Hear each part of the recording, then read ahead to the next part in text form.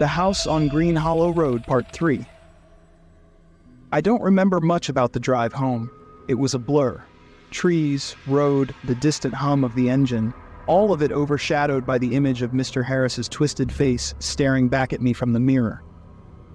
It was impossible. How could he be in that photo? How could I see him in the reflection when I hadn't seen him in weeks? When I finally reached my apartment, I locked every door and window, though I knew that wouldn't stop whatever was happening. The tapping was back, as constant as my own heartbeat, but now it was different. It was closer. It followed me from room to room, like a shadow, always just out of sight but never out of mind. I spent the next few days in a daze, jumping at every small sound, constantly glancing over my shoulder. The dreams came back with a vengeance. I'd find myself back in that house, standing in the attic, hearing that voice whispering, "You can't leave." Each time I woke, I was drenched in sweat, my body trembling from a fear I couldn't shake. Then one morning, I got a call. It was Mr. Harris. I stared at the phone, my heart racing. The number was the same as before, but this time I hesitated. How could it be him? I had seen his face in the mirror, seen it in the photographs. Part of me wanted to throw the phone across the room, but another part of me needed answers. I answered, "Hello." My voice was barely above a whisper, shaky and unsure. For a moment, there was silence. Then that same raspy voice I'd heard the other night, low and barely audible. "You shouldn't have gone into the attic." My throat tightened. "Who is this? What do you want?"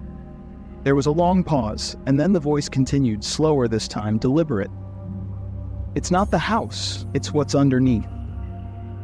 I froze, my mind racing. What did that mean?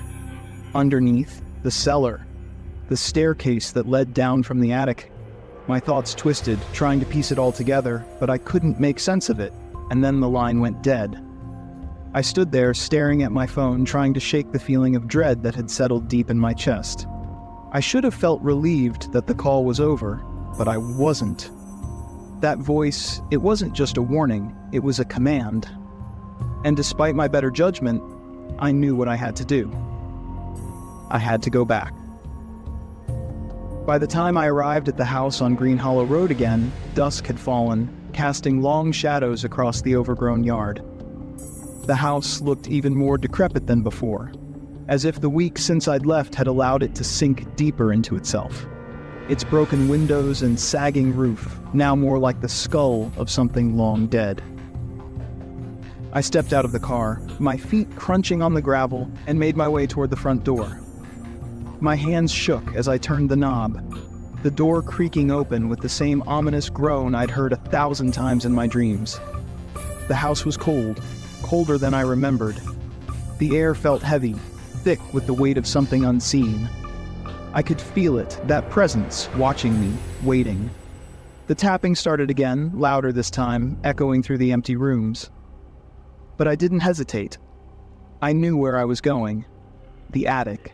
As I ascended the stairs, my flashlight flickered, casting eerie shadows along the walls. The tapping followed me, relentless, like it was guiding me to something I hadn't yet discovered. When I reached the attic, the small door was open. It was waiting for me. I stepped through the door and descended the staircase, my flashlight barely illuminating the narrow stone steps. The air grew colder with each step, my breath coming out in short, visible puffs. The room at the bottom was exactly as I'd left it, the old chest, the dusty floor. But this time, something was different. There was a hole. In the far corner of the room where the stone wall should have been, there was now a gaping hole, jagged and dark, leading further down into the earth. I approached it slowly, my heart pounding in my chest. The smell of damp earth and rot grew stronger, almost overpowering, as I stood at the edge of the hole and peered inside. The flashlight's beam barely penetrated the darkness, but I could see the start of a tunnel, rough and uneven, carved into the ground. It stretched on for what seemed like miles, disappearing into the blackness. Against every instinct screaming at me to turn back, I stepped into the tunnel. The air inside was thick with moisture, the walls damp and covered in roots that seemed to twist and pulse, alive with something unnatural. The tapping had stopped, replaced by a low hum, barely perceptible, like the earth itself was vibrating beneath my feet. I pressed on, my flashlight flickering as I navigated the narrow passage. The deeper I went, the more the walls seemed to close in, the air growing colder, heavier. My breath came in shallow gasps, each step more difficult than the last. Then I saw it. At the end of the tunnel, the earth opened up into a massive chamber, its walls lined with strange markings, symbols I didn't recognize, the saw etched into the stone like some kind of ancient script. In the center of the chamber stood a stone altar, weathered and cracked, and on top of it, a figure. It was Mr. Harris. He stood there, his back to me, unmoving, as if he'd been waiting for me all along. My heart pounded in my chest as I took a step closer, my mind racing. What was he doing here? How was he even alive? Harris? I called out, my voice trembling. He didn't respond. Slowly, he turned to face me and my blood ran cold. It wasn't Mr. Harris. The thing that stood before me was something else entirely. Its face was a twisted, grotesque version of his. Eyes hollow and black, mouth twisted into an unnatural grin, its skin pale and stretched tight over its skull. It wasn't human. Not anymore. I stumbled back, my flashlight flickering as the thing stepped down from the altar, its movements slow and deliberate. I wanted to run, to scream, but my legs wouldn't move. I was frozen, trapped by the thing's empty gaze. "You shouldn't have come back," it said. Its voice a low rasp, the same voice that had spoken to me on the phone. "Now you can't leave." My mind raced, but there was no way out.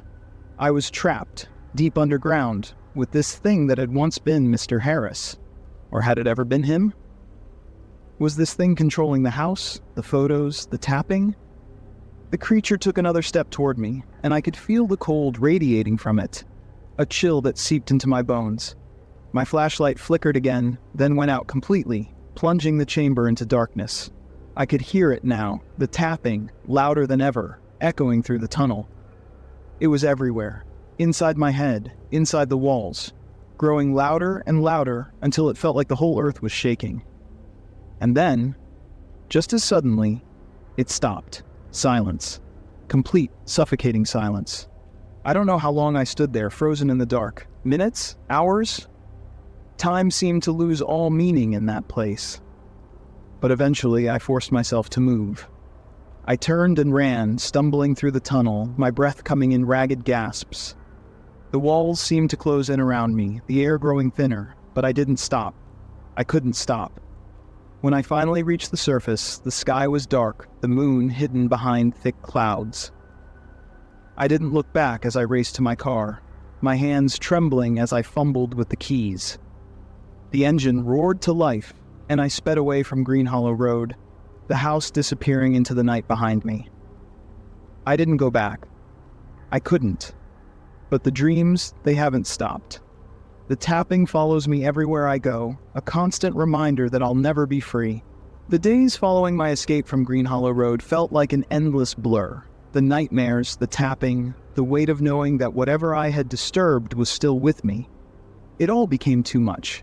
I stopped going to work, stopped answering my phone. I couldn't focus. My mind was constantly replaying the events in that underground chamber.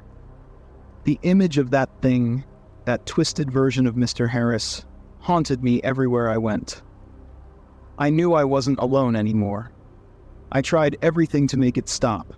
I moved again to a different city this time, farther away than before, but it didn't matter. The tapping followed me. It had become part of my life now, an ever-present reminder of what I'd unleashed. I could hear it in the walls, at night, when everything was quiet. Sometimes it was faint, like a distant echo, but other times, it was loud. So loud that I thought the walls would crack. But the worst part was the feeling. That presence, the constant sensation that I was being watched. It was always there, just out of sight, hovering in the shadows. I could feel it when I walked into a room, a cold chill creeping up my spine, my skin prickling with an uneasy awareness. I started sleeping with the lights on, but it didn't help. The tapping, the whispers, they found me no matter what I did. And then the dreams started changing. At first, they were the same. I would find myself back in the house, standing before the small door in the attic, the tapping louder than ever.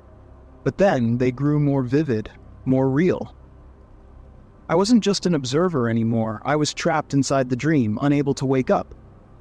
I could feel the cold air on my skin, smell the damp rot of the walls, hear the voice whispering, "You can't leave." One night, after another sleepless evening, I woke up to the sound of footsteps. They were soft, barely audible, but unmistakable. Someone was walking through my apartment. My heart pounded in my chest as I strained to listen, my breath caught in my throat. The footsteps grew louder, closer, until they stopped just outside my bedroom door. I didn't move. I couldn't. My body was frozen in place, my mind racing.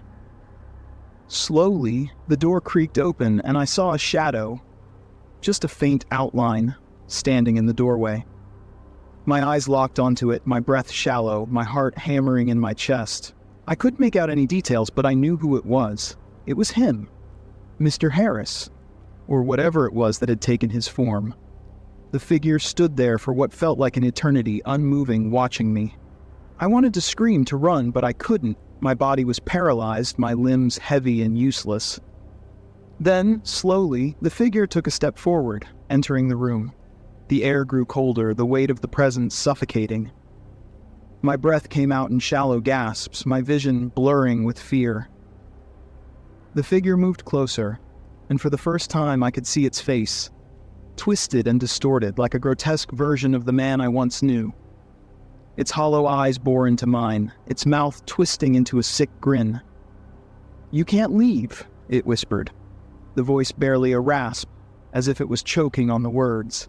Suddenly, I was able to move. I bolted upright in bed, gasping for air, drenched in sweat. The room was empty. The door was closed, but I could still feel it. The cold, the presence. It was here, even if I couldn't see it. The next morning, I knew what I had to do. I couldn't keep running. Whatever was happening to me, it wasn't going to stop. I had to find out what was really going on with the house, with Mr. Harris, and with the strange forces beneath it. I spent hours researching anything I could find about the house on Green Hollow Road. There wasn't much, just a few vague mentions of its age and the previous owners.